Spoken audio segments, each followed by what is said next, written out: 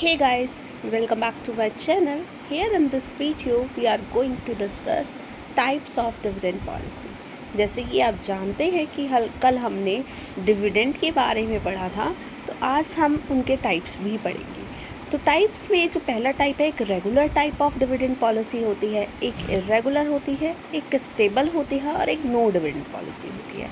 तो सबसे पहले बात करेंगे regular type of dividend policy.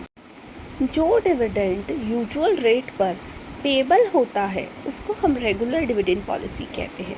और ये जो डिविडेंड होता है, ये जो डिविडेंड पॉलिसी होती है वो स्मॉल इन्वेस्टर्स के लिए, रिटायर्ड पर्सन्स के लिए या अदर टाइप ऑफ पर्सन्स के लिए भी मतलब अच्छी रहती है, इसीलिए यहाँ पर रेगुलर डिविडेंड पॉलिसी का यूज़ होता है।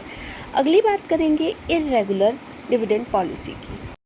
जैसा कि आपको नाम से ही पता चल रहा है, इर्रेगुलर का मतलब होता है कभी दे दिया कभी नहीं दिया।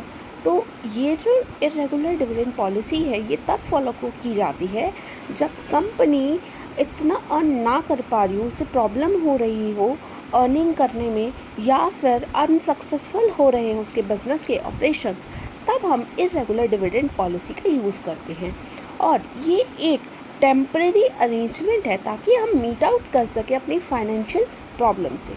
इसके बाद बात करते हैं स्टेबल डिविडेंड पॉलिसी की। स्टेबल डिविडेंड पॉलिसी में हम सर्टेन मिनिमम अमाउंट हम रेगुलरली पे करते हैं, इसीलिए उसका नाम है स्टेबल डिविडेंड पॉलिसी। अगली है हमारी नो डिविडेंड पॉलिसी, जहाँ पर जैसे कि आपको नाम से पता चला हो कि वहाँ पर कोई भी डिविडेंड पे आउट नहीं होता because of unfavorable working capital of the amount required for future growth of the concern, right? तो वहाँ पर हम नो डिविडेंड पॉलिसी का यूज़ करते हैं। ऐसा नहीं है कि कभी नहीं मिलेगा, मिलता है, बट समटाइम सिचुएशन ऐसी हो जाती है कि कंपनी पे नहीं कर पाती, तो हमें वहाँ पर नो डिविडेंड पॉलिसी का यूज़ करना पड़ता है। अब बात करते हैं रेलिवेंसी थ्योरी की। रेलिवेंट थ्योरी, आप ये कह सकते हो कि डिविडेंड रेलिवेंट क्यों है, उसके बारे में बात करेंगे। डिविडेंड को रेलिवेंट तब माना जाता है, तब कंसिडर किया जाता है जब if the choice of dividend policy affect करती है हमारी वैल्यू ऑफ फर्म को, यानी कि you can say that valuation of firm को अफेक्ट करती है, तब हम डिविडेंड पॉलिसी को रेलिवेंट मानते हैं, right.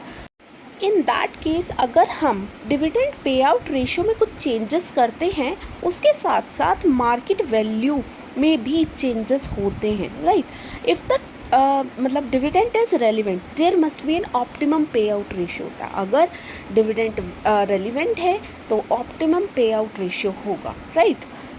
Optimum pay out ratio वो रेशियो होता है जो हमें हाईएस्ट मार्केट वैल्यूएशन पर शेयर देता है, उसे बोलते हैं ऑप्टिमम पे आउट रेशियो, जिससे ज़्यादा बेनिफिट होता है। इस वीडियो में बस इतना ही, मिलते हैं नेक्स्ट टॉपिक के साथ, तब तक के लिए bye, take care, have a nice day, stay tuned.